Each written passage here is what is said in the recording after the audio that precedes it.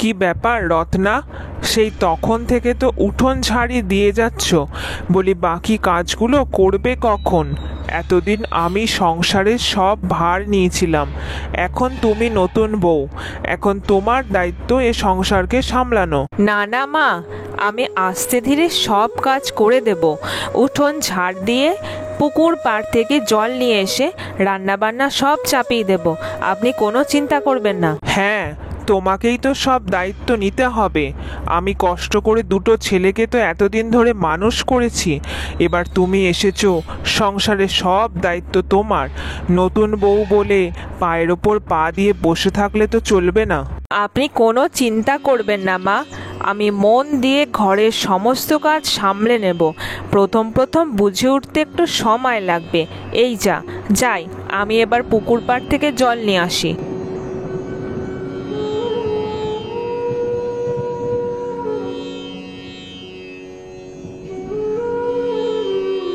মা, তুমি আমায় ডেকে পাঠিয়েছিলে, কিছু দরকার ছিল বুঝি? হ্যাঁ রে জয়, দরকার আছে বলেই তো সকাল সকাল তোকে ডেকে পাঠালাম। বলি বড় ছেলে বিজয় চিঠি পাঠিয়েছে, পরশুদিন আসছে, বিদেশে থাকে বলে কথা। কতদিন দেখিনি বড় ছেলেটাকে, মাসকা বাড়ি যা টাকা দেয় তাই আমাদের কাছে অনেক। আর তুইও তো অনেক করিস, সে যাই হোক, বড় ছেলের জন্য কিন্তু ভালো ভালো বাজার আনতে হবে সেদিন। ও মা, তাই নাকি? দাদা আসবে বুঝি? বাহ, এ তো খুব আনন্দের কথা। যা যা বাজার আনতে হবে বলে দিও। আমি কেন বলবো বাজার থেকে কি আনতে হবে? বলি রত্নাই সব বলবে। বিয়ে করে বউ এনেছিস, কেমন বউ এনেছিস একটু দেখে নেব না? যা বাজার আনতে হবে সব রত্নাকে জিজ্ঞেস করে নিবি। ঠিক আছে মা, তাই হবে। রত্নাকেই জিজ্ঞেস করে নেব বাজার থেকে কি কি আনতে হবে। তবে হ্যাঁ, বিয়ে করে তো ভুলেই গেছিস, পরশুদিন বিজয়ের জন্মদিন। বলি বাজারে যেন কোনো ত্রুটি না থাকে, সে কথা রত্নাকে আগেই জানিয়ে দিবি। মা, পরশুদিন তো রত্নারও জন্মদিন, তোমাকে বলবো বলবো করে বলাই হয়নি। বউ মানুষের আবার জন্মদিন কি? ওসব বাপের বাড়িতে যা করেছে করেছে, এখানে আর ওসব হবে না।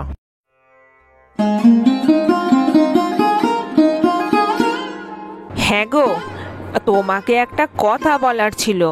পরশুদিন তো আমার জন্মদিন, তাই বাবা বলছিল পরশুদিন একবার ও বাড়ি যেতে, বেশিক্ষণ থাকবো না, যাবো আর চলে আসবো। তা বলি তোমাদের কোনো আপত্তি নেই তো? বলছিলাম রত্না, মা আজ সকালেই জানিয়েছে আমার দাদা বিদেশ থেকে আসছে পরশুদিন কিন্তু বড়দারও জন্মদিন। ও মা, তাই নাকি? পরশুদিন বুঝি তোমার দাদারও জন্মদিন? আচ্ছা, তাহলে তো ঘরে ভালো ভালো সব বাজার আনতে হবে। হ্যাঁ, সে তো আনতেই হবে।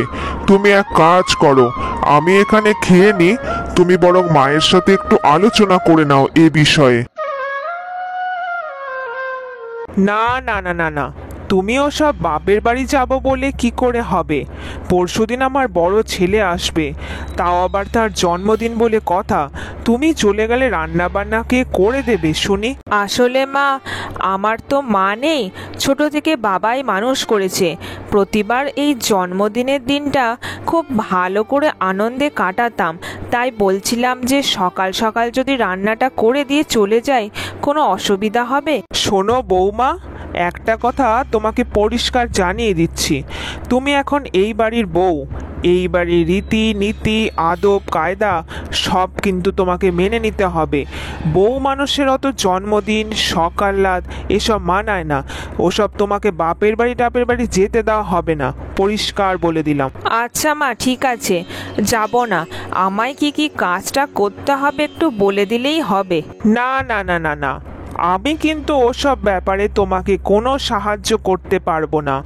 আমার বড় ছেলে তো তোমারও ভাসুর হচ্ছে, নিজের আত্মীয় স্বজনের প্রতি কেমন কর্তব্য পালন করো আমাকে তো সেটা দেখতেই হবে, তাই না? তুমি আমার মাকে ভুল বুঝছো, আমার মা কিন্তু ওরকম নয়। তাছাড়া মা যেটা বলেছে সেটা ভুল তো কিছু বলেনি। হ্যাঁ হ্যাঁ, সেই বউ মানুষ তো, তাই শখ আহ্লাদ বলে আমাদের কিছু থাকতে পারে না। বিয়ে হয়ে তো চলে এসেছি, তাই তোমাদের কথাই এখন শেষ কথা। যা ভালো বুঝবে করো। দেখো রত্না, এই বাড়িতে এসেছো, এই বাড়ির নিয়ম কানুন তো তোমাকে মানতেই হবে। নিজেরও তো আবদার ফলাবো বললে তো চলবে না, তাই না?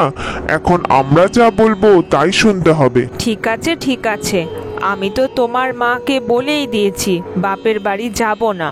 ঠিক আছে, তোমরা যা বলবে এখন তো সেটাই শুনতে হবে। আর কি করব, একটু নয় মন খারাপ হবে, সে আমি মানিয়ে নেব না হয়। আচ্ছা শোনো, যেটা বলছি মন দিয়ে শোনো। আমার দাদা কিন্তু খেতে বড্ড ভালোবাসে। সেদিন রান্না বান্না যেন খুব ভালো করে মন দিয়ে করা হয়, আর কোনো রান্না যেন খেতে খারাপ না হয়। আর কি কি বাজার করতে হবে তা আমাকে বলে দিও। হ্যাঁ গো হ্যাঁ, মন দিয়েই রান্না করব। আমি তো বলছি রান্নার কোনো ত্রুটি আমি হতে দেব না। আর কি কি বাজার করবে সেটা আমি আজ রাতেই লিখে রেখে দেব। কাল সকাল সকাল গিয়ে বাজারগুলো নিয়ে আনলেই হবে। ঠিক আছে, কাল সকালে কিন্তু তাড়াতাড়ি ঘুম থেকে উঠে পড়ো, অনেক কাজ আছে, মনে থাকে যেন।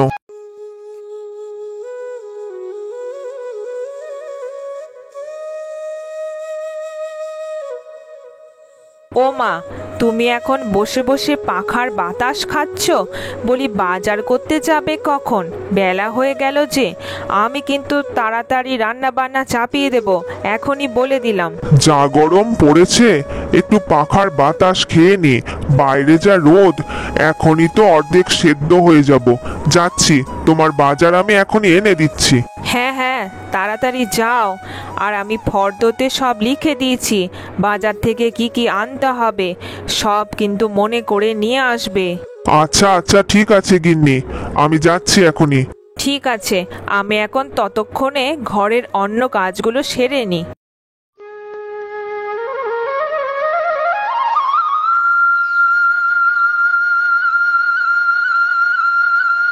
এই নাও গিন্নি, তুমি যা যা বাজার থেকে আনতে বলেছিলে সব নিয়ে এসছি। হ্যাঁ গো, বলি খাসির মাংস, চিংড়ি মাছ, ইলিশ মাছ সব কিছু মনে করে নিয়ে এসেছো তো? আর কলা পাতা একটু এনেছো তো? হ্যাঁ হ্যাঁ, কলা পাতায় ইলিশ পাতুরি করবে বলে কথা, সেটা আবার ভুলে যাই।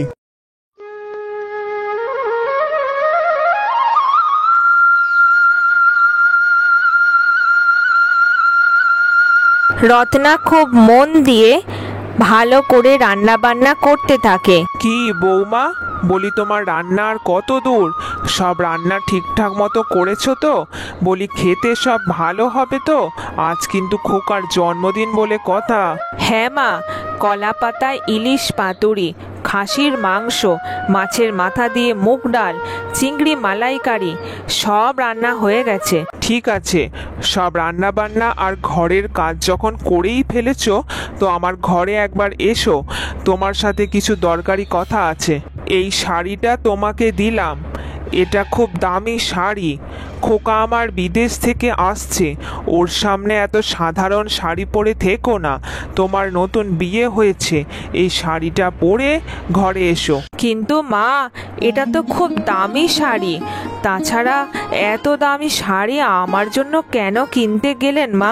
সেসব কথা তোমাকে জানতে হবে না, এখন যেটা বললাম সেটা করো। সব রান্না হয়ে গেলে আমি খোকাকে খেতে দিয়ে দেবো। ব্যাস, তুমি এই নতুন শাড়িটা শুধু পরে এসো।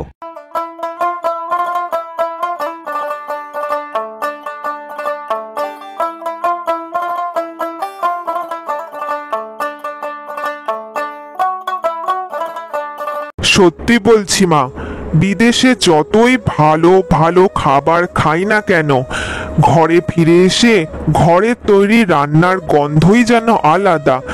গন্ধতেই যেন পেটটা ভরে যাচ্ছে। সে তো জানি বাছা, বিদেশে তোকে কি আর কেউ এত ভালো ভালো খাবার রান্না করে দিত? ছেলে আমার বাজার করে এনেছে, তারপর এত সব রান্নার আয়োজন। সেসব তো হলো, তা আর একটা থালা সাজিয়ে গুছিয়ে কার জন্য রেখেছো? বলি ভাই তো দোকান গেছে, তাহলে আবার কার আসার কথা আছে শুনি? রত্না, বলি ও রত্না, কোথায় গেলে? এদিকে একবার এসো তো। এই তো এসে গেছো, এবার ওইখানে গিয়ে চুপটি করে বসো। আমি বসবো? মানে মানে না, মানে থাক না, আমি তো কিছুই বুঝতে পারছি না মা। বলছি এত সাজিয়ে গুছিয়ে এত খাবার, এইসব আমার জন্য? কিন্তু কেন মা? দুই ছেলে যদি আমার আপন হয় তবে বৌমা কেন আপন হবে না শুনি? মা, আজ যে তোমারও জন্মদিন, আমি কি ভুলে গেছি? তাই তো নতুন শাড়ি কিনে এনে রেখেছিলাম খোকাকে দিয়ে। এবার নাও, ভালো করে খেয়ে নাও দেখি। এসব কি বলছেন মা? আমি মনে মনে কত কষ্ট পাচ্ছিলাম বাপের বাড়ি যাওয়া হবে না বলে, আর আপনি আমার জন্য এত কিছু আয়োজন করে রেখেছিলেন। কেন করব না বলতে পারো? তুমিও তো সংসারের সমস্ত কাজ করে দিয়েছো। আমার বড় খোকা আসবে বলে ভালো ভালো বাজার লিখে সমস্ত কিছু একা হাতে রান্না করেছো। ছেলের যদি জন্মদিন পালন হয় তবে বৌমার কেন হবে না? আর আমি তো জানি তুমি ইলিশ মাছ খেতে খুব ভালোবাসো। আর কথা না বাড়িয়ে এবার তাড়াতাড়ি তোমরা খেয়ে নাও। ছোট খোকা এলে আমি ভাত বেড়ে খেতে দিয়ে দেবো। আর বৌমা, জামা কাপড় গুছিয়ে নাও, ছোট খোকা তোমাকে বাপের বাড়ি পৌঁছে দেবে। সত্যি আমি যে আজকে বাপের বাড়িও যেতে পারবো ভাবতেই পারিনি। যাও বৌমা, কদিন বাপের বাড়ি থেকে ঘুরে এসো। ছোট খোকা তোমাকে পৌঁছে দিয়ে আসবে। তোমার বাবাও তো বসে আছে তোমার জন্মদিনে তোমাকে আদর যত্ন করে খাওয়াবে বলে। সত্যি মা, আমার স্বামী ঠিকই বলেছিল, তুমি সত্যি খুব ভালো মনের মানুষ। আমি তোমাকে চিনতে ভুল করেছিলাম। যাই হোক, বাপের বাড়ি গিয়েও আমি কলা পাতা ইলিশ পাতুরি খাবো, ওটা যে আমার বড্ড প্রিয়। এই যে বলি, জামাই আদরও কমতি থাকলে চলবে না। ইলিশ পাতুরি কিন্তু আমিও খাবো। চলো চলো, তোমাকে বাপের বাড়ি পৌঁছে দিয়ে আসি। আমার কার্টুন চ্যানেলে আপনারা যারা সবাই কমেন্ট করেছেন তাদের সবাইকে অসংখ্য ধন্যবাদ। আপনাদের নামগুলো আমি ভিডিওর শেষে তুলে ধরেছি।